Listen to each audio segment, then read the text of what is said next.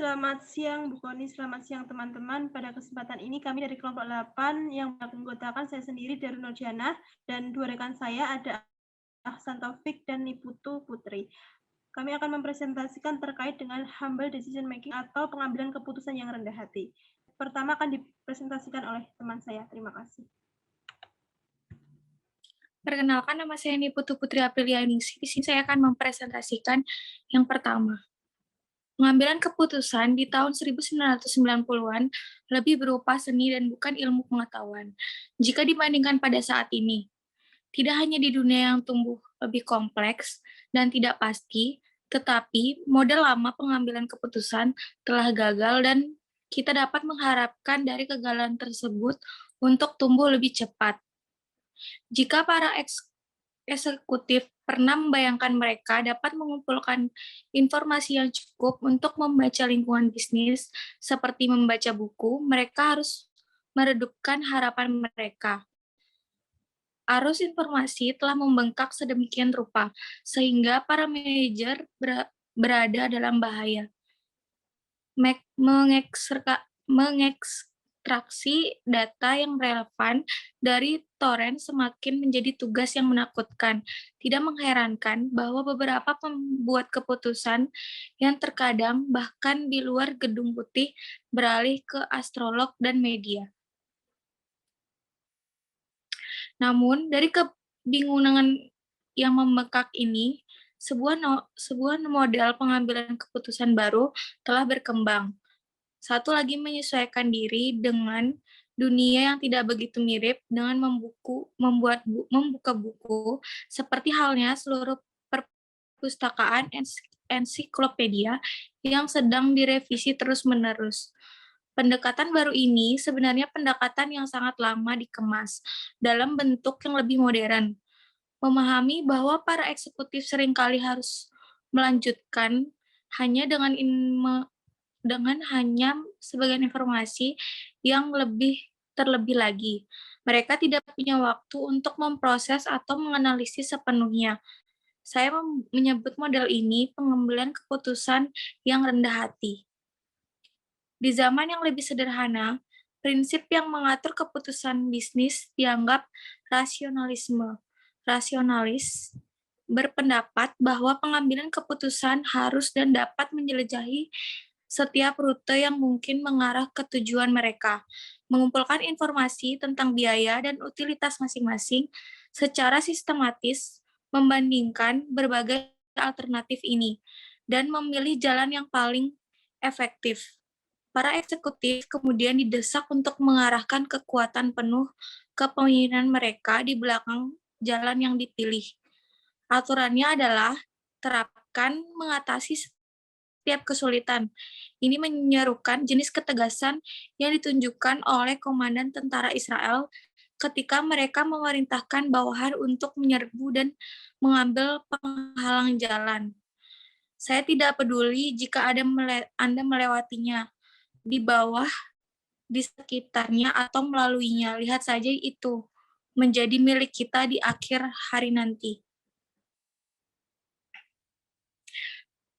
Selanjutnya, bagaimana membuat keputusan ketika terlalu banyak data dan terlalu sedikit waktu. Tipikal eksekutif pada saat ini merasa sangat tidak mungkin untuk mengambil keputusan secara agresif. Misalnya, memahami ekonomi US tidak lagi cukup, peristiwa di Brasil, Kuwait, Korea, dan sejumlah negara yang lain cenderung mempengaruhi keputusan seseorang. Inovasi eksplosif di bidang-bidang seperti komunikasi, bioteknologi, dan superkonduktivitas dapat mengejutkan perusahaan. Perkembangan yang tidak terduga dapat mempengaruhi biaya segalanya, sesuatu mulai dari bahan mentah hingga perawatan kesehatan. Sebagai bukti kenaikan minyak pada tahun 1990-an dan penyebaran AIDS pada 1980-an. Perkiraan ekonomi terbukti jauh lebih tidak dapat diandalkan daripada sebelumnya, atau mungkin daripada yang kita pikirkan sebelumnya. deregulasi perdagangan, program yang digerakkan komputer, uang panas asing di ekonomi US, semuanya menambah ketidakpastian. Pembuat keputusan rasionalis hanya perlu tahu lebih banyak daripada sebelumnya. Tentu saja, dengan komputer, kapasitas kita untuk mengumpulkan dan memproses informasi telah berkembang. Tetapi, informasi tidak sama dengan pengetahuan. Produk pengetahuan merupakan analogi dari pembuatan produk lainnya. Kita mulai dari bahan mentah sebagai fakta yang seringkali kita juga memiliki persediaan yang lebih dari cukup. Kami melakukan perlakuan ini dengan cara klasifikasi, tabulasi, ringkasan, dan sebagainya, dan kemudian melanjutkan ke perakitan kolerasi dan perbandingan. Tetapi produk akhir kesimpulannya tidak begitu saja meluncur dari jalur produksi. Memang tanpa skema atau teori penjelasan penyeluruh yang kuat, pengetahuan apapun yang ada dikumpulkan, data yang kita kumpulkan setiap hari seringkali tidak terlihat. Dan teori-teori yang kita berlaku dalam ilmu ekonomi, misalnya terbukti semakin tidak sesuai dengan perkembangan zaman. Kecerdasan pembuatan sesuatu hari nanti dapat membuat produksi massal pengetahuan menjadi hal yang mudah, tetapi tentu saja tidak sebelum tahun 2000. Singkatnya, para eksekutif hari ini dan masa yang akan datang menghadapi kelebihan informasi yang terus berlanjut, tetapi hanya sedikit pertumbuhan dalam jumlah pengetahuan yang dapat digunakan untuk sebagian besar keputusan manajerial yang kompleks. Pengambilan keputusan di tahun 1990-an akan terus melakukan perjalanan di jalan yang tidak ditandai dan tidak diterangi cahaya matahari dalam hujan dan kabut daripada di jalan-jalan yang luas, akrab, dan diterangi matahari di kampung halaman mereka sendiri. Sebenarnya, pengambilan keputusan tidak pernah semudah yang dipikirkan oleh rasionalis. Para psikolog berargumen dengan meyakinkan bahwa bahkan sebelum masalah kita saat ini dimulai, pikiran manusia tidak dapat menangani kerumitan yang ditimbulkan oleh keputusan-keputusan penting. Otak kita terlalu terbatas. Paling-paling kita bisa berfokus pada 8 fakta sekaligus. Kemampuan kita untuk menghadapi probabilitas, terutama untuk menggabungkan 2 atau lebih probabilitas, penting untuk sebagian besar pengambilan keputusan. Dan bukti menunjukkan bahwa kita belajar sangat lambat. Selain itu, kita semua cenderung membiarkan emosi kita menghalangi dalam pengambilan keputusan. Salah satunya adalah ketakutan. Karena semua keputusan mengandung resiko. Pengambilan keputusan hampir pasti menimbulkan kecemasan.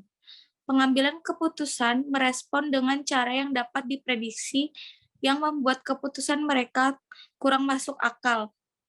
Irving L. Janis dan Leon Mann telah membahas topik ini secara panjang lebar dalam buku mereka. Pengambilan keputusan, pola umum termasuk penghindaran defensif, menunda keputusan terlalu reaktif berlebihan, membuat keputusan impulsif untuk menghindari keadaan cemas, dan hypervigilance, obsesi pengumpulan lebih banyak informasi daripada membuat keputusan. Faktor politik adalah pertimbangan rumit lainnya. Sebagian karena kami mencoba untuk menyangkal pentingnya hal tersebut. Sebuah studi melaporkan bahwa sebagian besar eksekutif melihat keputusan mereka sebagai keputusan profesional, bahkan teknokratis, tetapi jarang bersifat politis. Sementara mereka mengakui bahwa pertimbangan politik dapat masuk ke dalam kesepakatan dengan serikat pekerja atau pemerintah lokal, dan bahwa perusahaan politik yang buruk memang ada. Hanya sedikit yang mau mengakui bahwa semua perusahaan adalah entitas politik dan akibatnya bahwa sebagian besar tidak semua keputusan penting memiliki dimensi politik. Misalnya tidak cukup memimpikan produk pasar atau proyek penelitian baru, kita harus mempertimbangkan bagaimana membangun basis dukungan di antara wakil presiden, pemimpin divisi, dan lainnya. Next. Dengan mengabaikan emosi dan politik pengambilan keputusan, rasionalisme telah mengajarkan para eksekutif untuk mengharapkan lebih dari mereka sendiri daripada yang mungkin atau mereka inginkan. Tersirat dari model keputusan rasionalistik adalah asumsi bahwa pengambilan keputusan memiliki kekuatan dan kebijaksanaan yang tidak terbatas. Ini mengabadikan bahwa individu lain juga menetapkan tujuan untuk diri mereka sendiri dan berusaha untuk mendorong mereka.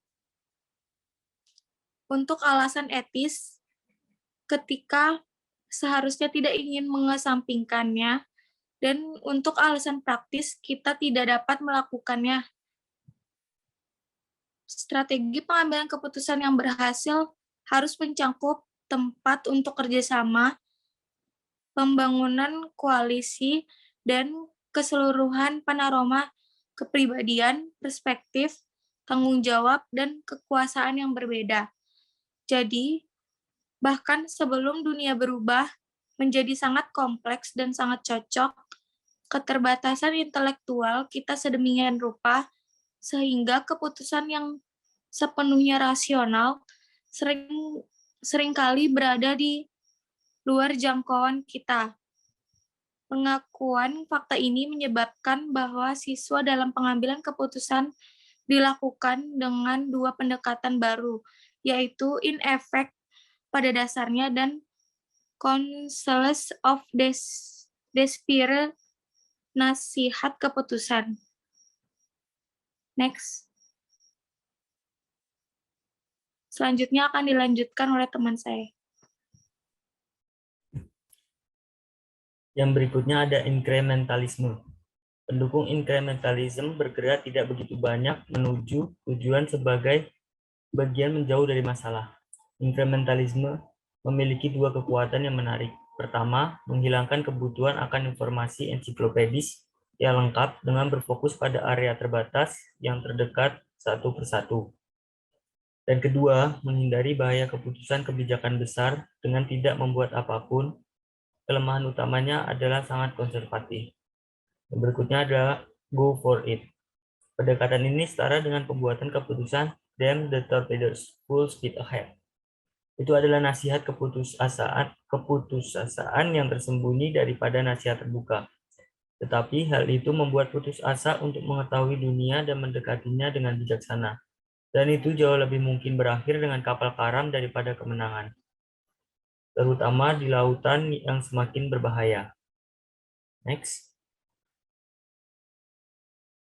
Berikutnya ada ritualisme rasional, di mana eksekutif dan staf mereka mengambil bagian dalam gerakan informasi yang ditentukan, termasuk data Pasteur-Deux dan interpretasi words, kecuali bahwa informasi yang digunakan umumnya buruk, atau dipilih secara sewenang-wenang atau dari sumber yang tidak dapat diandalkan, dan sering diinterpretasikan secara berlebihan. Biasanya sebagian besar dari mereka yang terlibat, atau semuanya, tahu bahwa datanya tidak dapat diandalkan dan analisisnya tidak nyata, tetapi tidak berani mengatakan bahwa kaisar telanjang. Sebaliknya, mereka membuat proyeksi ritualistik dan cukup tahu untuk mengabaikannya. Next. Berikutnya ada pengambilan keputusan adaptif. Pendekatan yang kurang diakui secara eksplisit untuk pengambilan keputusan telah bersama kita alami selama berabad-abad. Manajer yang efektif telah memanfaatkannya sejak bisnis dimulai. Karena pendekatan ini sangat cocok untuk era baru, kelebihan data dan perubahan pell-mell. Pendekatan ini layak mendapatkan tampilan baru dan meskipun masih berkembang, kehormatan yang dapat diberikan oleh formulasi yang jelas. Pendekatan ini memerlukan campuran pemeriksaan data yang dangkal dan mendalam, pertimbangan umum dari berbagai fakta dan pilihan yang diikuti dengan pemeriksaan terperinci dari suatu fokus bagian dari fakta dan pilihan. Berikutnya, pemindaian campuran sangat kontras dengan dua model pengambilan keputusan yang berlaku rasionalisme dan inkrementalisme. Kita telah melihat bahwa model rasionalis yang membutuhkan pemindaian penuh atas semua data dan pilihan yang relevan seringkali tidak mungkin diperhatikan. Ini membutuhkan pengumpulan sejumlah besar fakta, penggunaan kemampuan analitik yang tidak kita perintahkan, dan pengetahuan tentang konsekuensi yang masih jauh dari waktu ke waktu. Banyak dari mereka yang putus asa akan kegunaannya cenderung menyukai inkrementalisme atau kebingungan.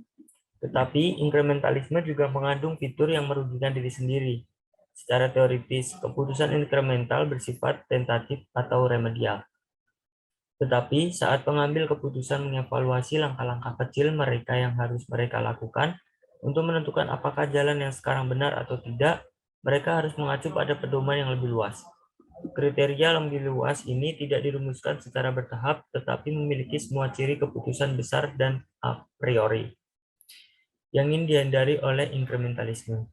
Namun, tanpa pedoman seperti itu, inkrementalisme berarti hanyut tindakan tanpa arah. Next.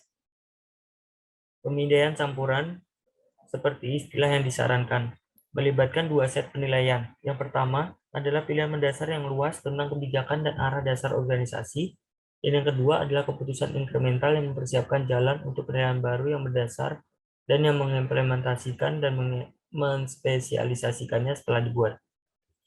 Jadi pemindaian campuran jauh lebih detail dan menuntut daripada pengambilan keputusan rasionalistik, tetapi masih lebih luas dan lebih komprehensif daripada inkrementalisme dan cenderung terbatas pada alternatif yang sudah dikenal. Rasionalisme adalah pendekatan yang sangat optimis yang mengasumsikan bahwa kita dapat mempelajari semua yang perlu kita ketahui. Pemindaian campuran adalah strategi adaptif yang mengakui ketidakmampuan kita untuk mengetahui lebih dari sebagian dari apa yang kita perlukan untuk membuat keputusan yang benar-benar rasional. Inkrementalisme sangat berhati-hati dan menghindari keputusan berdasarkan pengetahuan parsial. Pemindaian campuran berusaha untuk membuat penggunaan pengetahuan parsial sebaik mungkin daripada melanjutkan secara membabi buta tanpa pengetahuan sama sekali. Next. Penggunaan formal tertua dari pemindaian campuran adalah medis. Ini adalah cara dokter membuat keputusan. Tidak seperti inkrementalis, dokter tahu apa yang ingin mereka capai dan bagian organisme mana yang menjadi fokus. Tidak seperti kaum rasionalis, mereka tidak melakukan sumber daya. Mereka berdasarkan diagnosis awal. Dan mereka tidak menunggu setiap potongan sejarah pribadi dan data ilmiah yang mungkin sebelum memulai pengobatan. Dokter mensurvei kesehatan umum seorang pasien, kemudian memusatkan perhatian pada keluhan khususnya. Mereka memulai pengobatan tentatif dan jika gagal, mereka mencoba sesuatu yang lain. Sebenarnya, ini juga merupakan cara yang sering dilakukan oleh para manajer yang efektif dalam mengambil keputusan.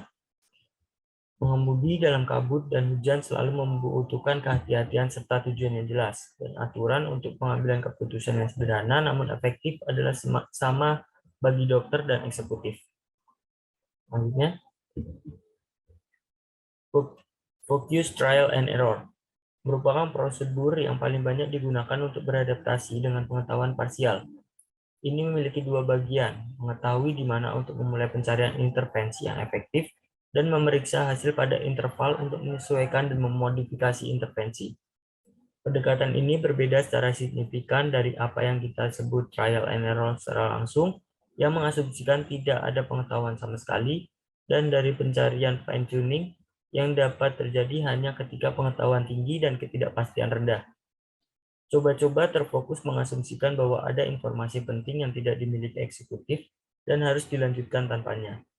Ini bukan pertanyaan untuk memahami dunia dengan benar, memilih prosedur logis berdasarkan fakta, tetapi merasakan cara seseorang menuju tindakan yang efektif meskipun tidak ada data penting. Ini adalah strategi adaptif, bukan rasionalistik. Next. Tentativeness. Komitmen untuk merevisi arah seseorang seperlunya merupakan aturan adaptif yang esensial. Dokter memberitahu pasien mereka untuk meminum obat selama beberapa kali dalam sehari, untuk memanggil mereka sekaligus jika gejalanya bertambah buruk daripada lebih baik, untuk kembali setelah beberapa interval yang ditentukan untuk pemeriksaan lain.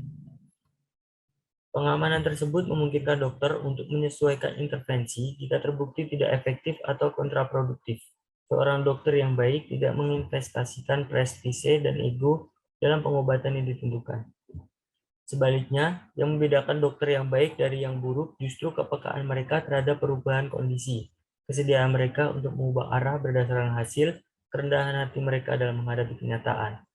Eksekutif yang sering membuat keputusan tentang hal-hal yang kurang dipahami dengan baik daripada banyak kondisi medis. Oleh karena itu, para eksekutif bahkan lebih dari dokter adalah yang terbaik ketika mereka menolak untuk berkomitmen pada diagnosis awal dan dengan demikian menolak untuk mengambil risiko martabat dan status pada apa yang pasti merupakan jalan yang tidak pasti. Dengan melihat setiap intervensi sebagai tentatif atau eksperimental, mereka menyatakan bahwa mereka sebelumnya berharap untuk merevisinya. Selanjutnya akan dilanjutkan oleh teman saya. Baik, selanjutnya adalah procrastination. Adalah aturan adaptif lain yang mengikuti dari pemahaman tentang batas-batas pengetahuan eksekutif. Penundaan memungkinkan pengumpulan bukti baru, pemrosesan, data tambahan, penyajian opsi baru. Hal ini juga dapat memberikan masalah kesempatan untuk surut tidak diobati.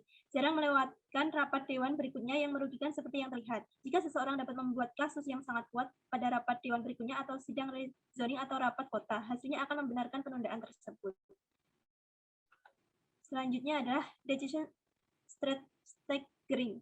Adalah salah satu bentuk keterlambatan yang umum. Jika Federal Reserve percaya bahwa tingkat diskonto akan naik sebesar 3%, itu masih tidak akan membuat penyesuaian sekaligus. Dengan menyesuaikan tingkat setengah poin pada satu waktu, Federal Reserve dapat melihat sebagian hasil intervensinya di bawah kondisi yang serupa dengan yang di mana sisa intervensi jika perlu akan dilakukan. Yang berikutnya yaitu fractionalism adalah akibat wajar kedua dari penundaan. Alih-alih menyebarkan intervensi tunggal dari waktu ke waktu, ia memperlakukan penilaian penting sebagai serangkaian sub-keputusan dan mungkin juga tidak mengejutkan mereka. Dalam pengambilan keputusan, kenyamanan adalah kata lain untuk tetap kehilangan. Berikutnya ini adalah hedging bets, adalah aturan adaptif yang baik lainnya. Misalnya, semakin sedikit investor tahu tentang perusahaan tertentu, semakin bijaksana untuk menyebarkan investasi mereka di antara beberapa saham. Semakin tidak yakin mereka tentang pasar saham secara umum, semakin bijaksana mereka untuk menyebarkan investasi mereka di antara instrumen dan area yang berbeda, obligasi dan real estate misalnya. Taruhan lindung nilai tidak akan pernah menghasilkan keuntungan untuk dibandingkan dengan kudeta telur dalam satu keranjang yang beruntung, tetapi jauh lebih mungkin untuk meningkatkan hasil dan keamanan jangka panjang. Berikutnya ini adalah maintaining strategic reserve. Adalah bentuk lain dari taruhan lindung nilai. Investor pasar saham dengan cadangan uang tunai setelah kehancuran tahun 1929 atau 1987 berada dalam posisi yang sangat baik untuk memanfaatkan bencana tersebut. Dalam dunia rasional yang dapat diprediksi, tidak ada perusahaan yang membutuhkan sumber daya yang menganggur. Faktanya, cadangan besar bisa menjadi undangan berbahaya bagi LBO. Tetapi di dunia di mana kita telah belajar untuk mengharapkan hal yang tidak terduga, kita membutuhkan cadangan untuk menutupi biaya yang tidak terduga dan untuk menanggapi peluang yang tidak terduga. Berikutnya adalah reversible decision. Adalah cara untuk menghindari komitmen berlebihan ketika hanya sebagian informasi yang tersedia. Tanggapan paling sederhana terhadap krisis energi di awal tahun 1970-an misalnya adalah mengecilkan termostat selama musim dingin dan menaikkannya selama musim panas. Itu memiliki keunggulan tambahan yang sepenuhnya dapat dibalik dalam hitungan detik. Langkah-langkah konservasi lebih sulit untuk diambil kembali, tetapi seringkali hanya cukup mahal. dan penurunan harga energi selanjutnya tidak membuat mereka kontraproduktif. Bahkan jika hal itu mengurangi pengambilan modal yang diinvestasikan, mengubah sumber energi di sisi lain seringkali merupakan reaksi yang kompleks dan mahal terhadap krisis dan mahal untuk membalikannya. Namun, sejumlah perusahaan melakukan konversi dari minyak ke batu bara pada tahun 1970-an, dan sekarang berharap mereka dapat mengingat kembali keputusan yang dibuat berdasarkan informasi yang tidak memadai dan terlalu percaya diri.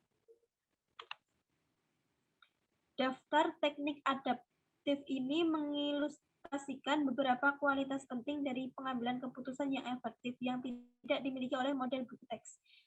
Fleksibilitas, kehati-hatian, dan kapasitas untuk melanjutkan dengan pengetahuan parsial untuk menyebutkan 3 saja.